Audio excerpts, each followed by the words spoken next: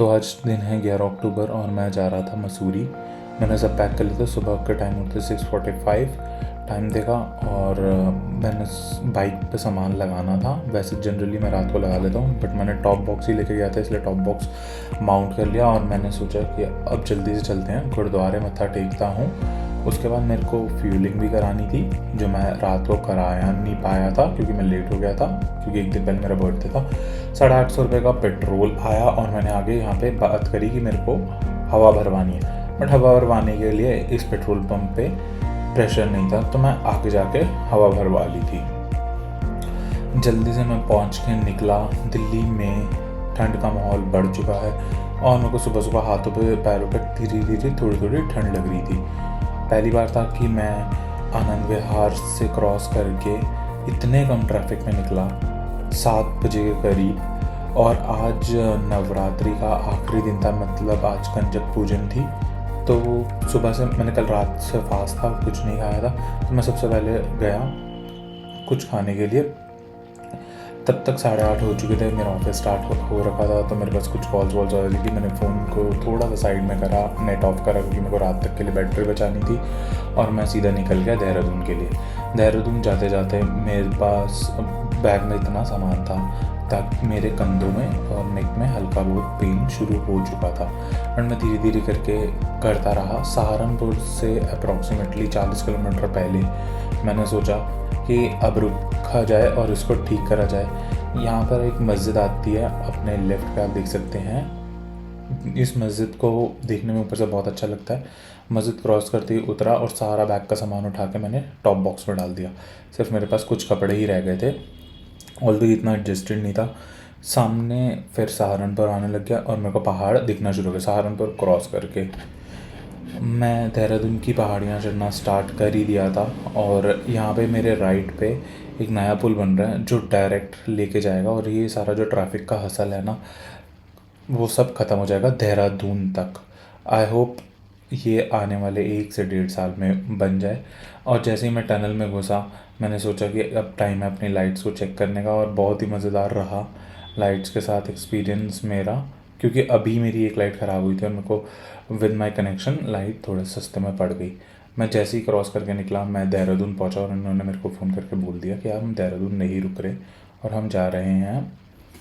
Total मिलाकर 60 kilometre था देहरादून से धनौल्टी। गर्मी तो लगना शुरू हो गई थी, क्योंकि दोपहर के 1 या 1:30 बज रहा होगा जब मैं 12 साढ़े 12 हो रहे होंगे जब मैं वहाँ था। ये BSNL का मुझे बहुत अच्छा लगा था, इसलिए मैंने इसको वीडियो में लिया ताकि मैं ड्रॉ कर सकूँ।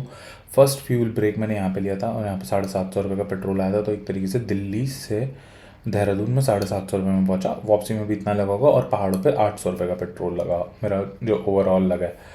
तो यहाँ पर मैंने एक घर देखा था, पहले लेने का प्लान था, तब बहुत सस्ता था कोविड से पहले, और फर्स्ट टाइम था मैं अपनी बाइक पे टोल दे रहा हूँ, और तक कभी मैंने टोल नहीं दिया। मैंने एक शॉर्टकट रास्ता चूज़ करा जो थोड़ा स्टीप था स्टार्टिंग में, और जैसे जैसे मैं ऊपर जाता रहा ये बहुत बहुत ज़्यादा स्टीप हो गया। नीचे मेरे को उन लोगों ने बताया था कि ये स्टीप हो जाएगा, जैसे हम यहाँ पे देख सकते हैं बहुत ज़्यादा स्टीप है। और ये तो मेरे पास बाइक थी तो वो खींचे गई, अगर गाड़ी वाड़ी होती तो शायद इतनी जल्दी इतना स्टीप रास्ता मैं नहीं संभाल पाता।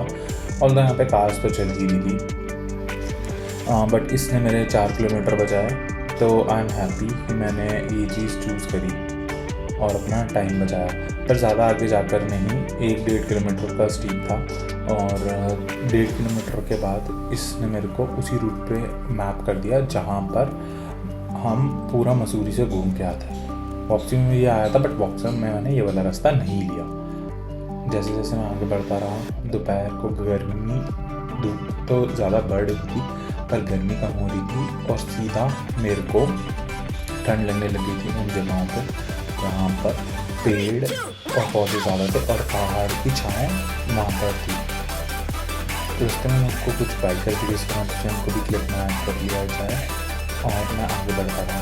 इसके बाद मेरे पास कनेक्शन पूरी तरीके से धनौल्टी तक के लिए लॉस्ट हो गए थे, और मैं चार्जिंग पे चलते एग्जॉस्ट हो गया था। और जो मेरे पास नए जो गाने थे उन गानों को वजह से थोड़ा बहुत पुश तो कर रहा था अपने आप को, पर कुछ देर के बाद मैंने उनको गानों को भी ऑफ कर दिया था और मैं शांति से बैठ कर ये व्यू एंजॉय कर रहा था। इतना शांत व्यू था ये कि मैंने सोचा था कि अगर काश मैं डाउन पे होता तो मैं डाउन हिल पे होता तो मैं बाइक को ऑफ कर देता और पूरे मज़े लेता शांति के। इतना सुंदर पहाड़ दिख रहे थे और पीछे अगर आप देख पाएंगे तो वहाँ पे बर्फ़ वाले पहाड़ भी थे। तो जैसे जैसे करके मैं ऊपर धनौल्टी तक आ ही गया था और मैंने सोचा धनौल्टी पहुँच के इनको फ़ोन करूँ। धनौल्टी पहुँच के मेरे को पता लगा ये लोग धनौल्टी से भी 3 किलोमीटर आगे रुके हैं और मैं बाइक लेकर आ गया इनके पास। सामने मेरे को अपनी गाड़ी दिखी तो मैंने पहचान लिया कि मैं सही जगह पर पहुँचा हूँ। गाड़ी के पास रुका, सामान वामान उतरवाया और मैं नीचे चला गया रूम में, क्योंकि आज अक्षय का बर्थडे था तो हम सरप्राइज़ देने के लिए इसको यहीं पर आए थे। मैं इन सबसे मिला और इन सबसे डिसाइड करा कि आज के आने का प्लान क्या है, आज के आगे का प्लान क्या है। और हम सब ने डिसाइड करा कि आज हम जाने वाले हैं एक माता के मंदिर और रात को हम करेंगे पार्टी। तो व्यू देखा मैंने, व्यू तो मेरे को बहुत अच्छा लगा रूम से। और तो मेरा रूम नीचे वाला था और उधर से तो और बढ़िया व्यू था क्योंकि वो पूरा कांच का रूम था। तो आगे पीछे सब पहाड़ ही दिख रहा था सुबह उठ के। हम लोगों ने डिसाइड किया कि मैं भी गाड़ी से ही जाऊँगा, मैं अपनी बाइक उठाना प्रेफर इसलिए भी नहीं कर रहा था क्योंकि सुबह से बहुत 3 से 3.5 किलोमीटर मैंने बाइक चला रही थी। जल्दी से हमारे ऑफिस हमारे होटल से 8 मिनट की दूरी पे था। हमने गाड़ी साइड में जरूर लगाई और हम चले गए उसे माता जी के दर्शन करने के लिए। दोपहर का वक्त था, 4:30 थे और 30 मिनट के अंदर अंदर हमारा जो झूला था एसन जो ट्रॉली थी वो बंद होने वाली थी। तो हमने डिसाइड किया कि हम रश करते हैं। जब हम ऊपर जा रहे थे तो हमने ट्रॉली एक साइड की जो ली थी हमने ट्रॉली ली और हम जल्दी से ऊपर पहुंच गए। अक्षय और प्रियंका बताते हैं ये एक बार पहले भी आए थे पर तब बारिशों का मौसम था और बारिशों में इनकी ट्रॉली तो बीच में रुक गई थी। हावर ये इतनी तेज़ नहीं चल रही थी। मैंने वीडियो की क्लिप तेज़ करी है ताकि हम जल्दी से पहुँच जाए। जैसे ही हम पीक पे पहुँचने ही वाले थे नीचे में देख के मुझे तो थोड़ा सा डर लगा ही था, बट हमारे साथ भी वही हुआ जिनके साथ पहले हुआ था। जब ट्रॉली बंद हो गई थी, मंदिर पहुँचे, सामने शिव जी का मंदिर था, ये भैरव बाबा का मंदिर था और इधर था मंदिर सती माता का जहाँ पे सर गिरा था, सरकंडा देवी।